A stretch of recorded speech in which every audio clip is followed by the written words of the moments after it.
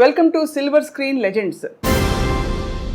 దాదాపు 4.5 దశాబ్దాల నటనా ప్రయాణంతో పాటు తెలుగు, కన్నడ, తమిళ ఇత్యాది భాషలన్నింటిలో కూడా అలరించి ఇప్పుడు 81 వసంతాలు పూర్తి చేసుకుంటున్న ఈ సమయంలో వారిని పలకరించడం మనందరికీ అదృష్టం. మీకు పుట్టినరోజు శుభాకాంక్షలు sir. Happy birthday to you. Happy birthday sir. Me dialogue ఒకటి ఎప్పుడు వెంటాడుతుంటుంది సార్. जिसके पास पावर होते हैं रॉन्ग भी राइट होता है. డైలాగు రామ్ గోపాల్ వర్మ గారు ఆయన ముఖం మీద ముఖం పెట్టి డైలాగ్ చెప్పి క్లోజ్ పెట్టారు. రాముజీ అన్నాడు, sir are you from stage అన్నాడు. నన్ను అనగానే వాళ్ళ అబ్బాయి కూడా అక్కడ ఉన్నాడు. ఏదో ఫోన్ మాడుతూ పక్క అమీన్ అన్నాడు. అప్ప అని వచ్చాడు.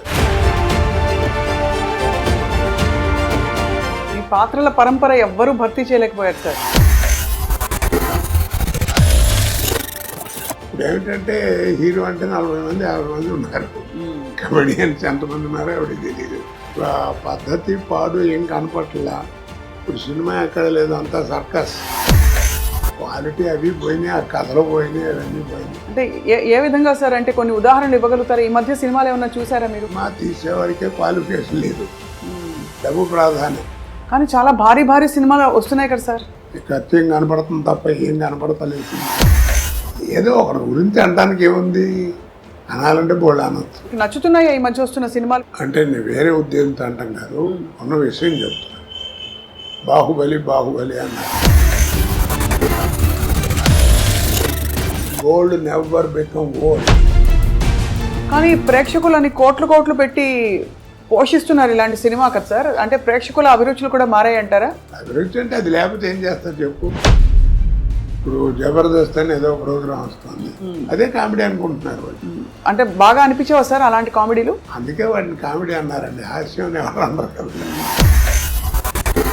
హాస్యానికి కామెడీకి తేడా ఏమిటి అన్నారు. తల్లిపాలకి డబ్బా పాలకి ఉన్న తేడా. ఒక్క పంచులో ఫుల్ చెప్పేశారు సార్. ఆ సినిమాతో మీ అనుబంధం మీకు ఏమైనా జ్ఞాపకం గుర్తుందా సార్? ఆ సినిమా గురించి చెప్పాలంటే చాలా గొప్ప విశేషం ఉంది.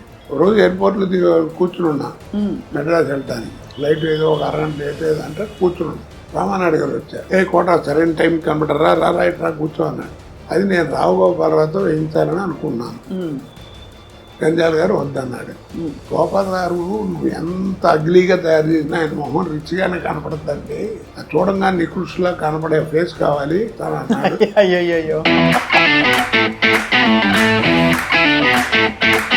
సార్, విషాదం చూశారు, సంతోషం చూశారు, విజయం చూశారు. మరి నేను పడ్డ బాధలు ఎవరన్నా పడ్డారు, ఇది తెలుసు కదా అన్ని. అవును సార్. మరి నా కీర్తి ప్రదేశ్లో అంత గొప్పగా ఇచ్చాడు, బాధలాడ ఇచ్చాడు. నా అదృష్టం ఏంటంటే ఈ రెండింటిని తట్టుకునే గుండె ఇచ్చాడు.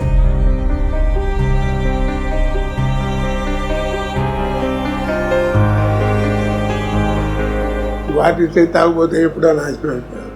అలాంటి జీవితం ఎంతమందికి ఇస్తారు భగవంతుడు కదా.